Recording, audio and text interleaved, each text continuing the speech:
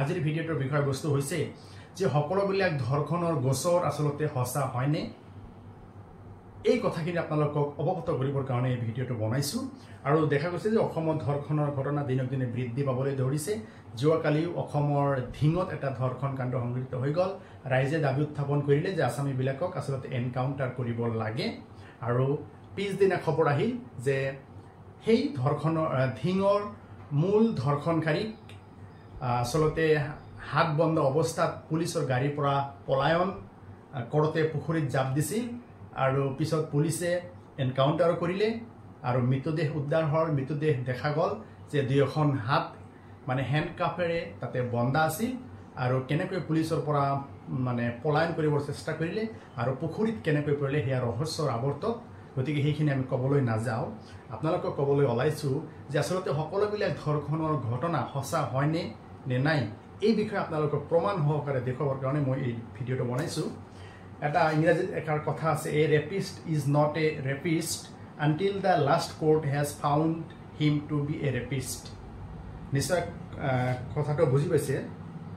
যে ধৰ্ষক এজন ধৰ্ষক নহয় যেতিয়ালৈকে মানে সেই কোৰ্টে তেখেতক ধৰ্ষক হিচাপে স্বীকৃতি নিদিয়ে এইটো হ'ল কথা ইয়াতে আপোনালোকক দুটা এক্সাম্পল মই দিবলৈ ওলাইছোঁ দুটা গোচৰৰ বিষয়ে Monirul Islam versus state of Assam আৰু এটা হৈছে কেৰন টেমাং ভাৰ্চেছ ষ্টেট অফ আছাম এই দুটা গোচৰৰ কথা আপোনালোকক অৱগত কৰিবলৈ ওলাইছোঁ এই দুয়োটা গোচৰ কিন্তু ধৰ্ষণৰ গোচৰ আণ্ডাৰ 18 ইয়াৰ্ছ অফ এজ ভিক্টিমবিলাক 18 বছৰ তলৰ আছিল মনিৰুল ইছলাম এইটো আছিল আপোনাৰ অসমৰ বৰপেটা জিলাৰ কলগাছিয়া থানাৰ অন্তৰ্গত এটা গোচৰ Manirul Islam versus state of Assam এইটো স্পেচিয়েল জাজ বৰপেটা 22/11/2019 তাৰিখত under section 4 of POCSO act অন্তৰ্ভেদী যৌন নিৰ্যাতন কৰাৰ অপৰাধত আসামী মনিৰুল ইছলামক 12 বছৰৰ কাৰাদণ্ড বিহিলে আৰু সেই ভিক্টিমজন আছিল 15 বছৰ 1 মান্থ 15 বছৰ 1 মাহ আছিল সেই মানে ভিক্টিমজন যিজন ভিক্টিমক আসলতে মনিৰুল ইছলামে ধৰ্ষণ কৰাৰ অভিযোগ উত্থাপন হৈছিল আৰু গোচৰটো কলগাছিয়া পুলিচ ষ্টেচনত ৰেজিষ্টাৰ হৈছিল তাৰপিছত পৰৱৰ্তী সময়ত এইটো আণ্ডাৰ পক্সো আইনৰ অধীনত আহিলে পক্সো আইনৰ অধীনত অহাৰ লগত এইটো স্পেচিয়েল জাজ বৰপেটাত ৰেপ গোচৰটোৰ বিচাৰ হ'ল বিচাৰৰ অন্তত দেখা গ'ল যে মনিৰুল ইছলাম দোষী গতিকে মনিৰুল ইছলামক 12 বছৰৰ সশ্ৰম কাৰাদণ্ড বিহা হ'ল পৰৱৰ্তী সময়ত এই মনিৰুল ইছলামে অনাৰেবল গুৱাহাটী হাইকোৰ্টত ক্ৰিমিনেল আপিল ফাইল কৰিলে ক্ৰিমিনেল আপিল ফাইল কৰাৰ পিছত গুৱাহাটী হাইকোৰ্টত এইটো শুনানি হ'ল শুনানি হোৱাৰ পিছত মনিৰুল ইছলামক এই পক্সোৰ ছেকশ্যন 4 যিটো দোষী সাব্যস্ত কৰা হৈছিল মনিৰুল ইছলামক নিৰ্দোষী হিচাপে ঘোষণা কৰা হ'ল অৰ্থাৎ মনিৰুল ইছলাম যে এজন নিৰ্দোষী ব্যক্তি হয় তেখেত যে আসলতে ধৰ্ষণৰ কাণ্ড সংঘটিত কৰা নাছিল গতিকে তেখেতক সেই গোচৰৰ পৰা মুক্ত কৰি দিয়া হ'ল দ্বিতীয় গোচৰটো হ'ল Keran Tamang versus state of Assam এইটো আপোনাৰ বিশ্বনাথ চাৰিআলিৰ ঘটনা অসমৰ স্পেচিয়েল জাজ বিশ্বনাথ চাৰিআলি 25/1/2023 তাৰিখত স্পেচিয়েল জাজ বিশ্বনাথ কোৰ্টে under section 4 of POCSO act অন্তৰ্ভেদী যৌন নিৰ্যাতন কৰাৰ অপৰাধত কেৰন তামাঙক 7 বছৰৰ সশ্ৰম কাৰাদণ্ড বিহিছিল পৰৱৰ্তী সময়ত আৰু অভিযোগ আছিল এনেকুৱা ধৰণৰ যে ভিক্টিম গাৰ্ল 15 ইয়াৰ্ছ 10 মান্থ আছিল এটা ৰুমত হৈ আছিল ৰাতি 12টা বজাত এই আসামী কেৰন টেমাঙে দৰ্জা ভাঙি এই ঘৰত সোমাইছিল আৰু মুখ বন্ধ কৰি সেক্সুৱেল এছল্ট কৰিছিল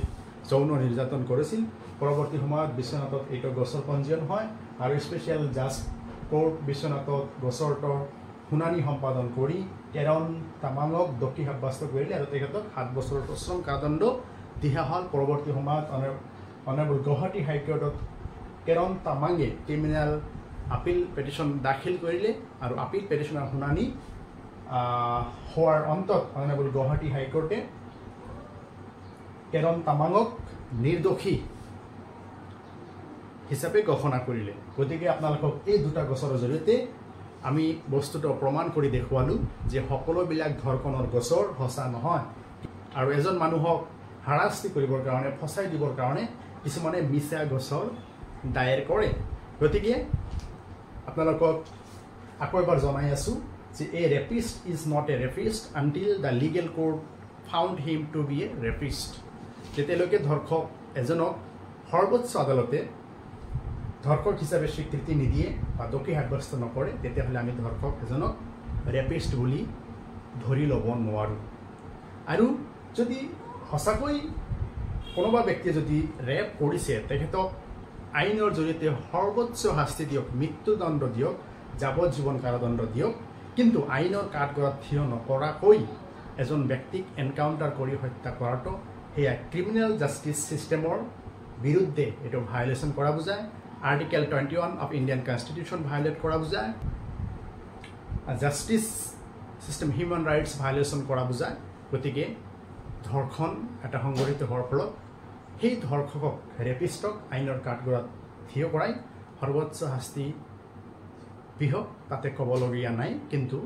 পুলিচে এনকাউণ্টাৰ কৰি হত্যা কৰিলে মানৱ অধিকাৰ ভংগ কৰা বুজা গতিকে সেয়া আপোনালোকক জনাবৰ কাৰণে আৰু সকলোবিলাক ধৰ্ষণৰ গোচৰ যে সঁচাও নহয় সেয়া আপোনালোকক প্ৰমাণ সহকাৰে ভিডিঅ'টো বনালোঁ যদি আপোনালোকৰ ভাল লাগে লাইক কমেণ্ট শ্বেয়াৰ কৰিব ধন্যবাদ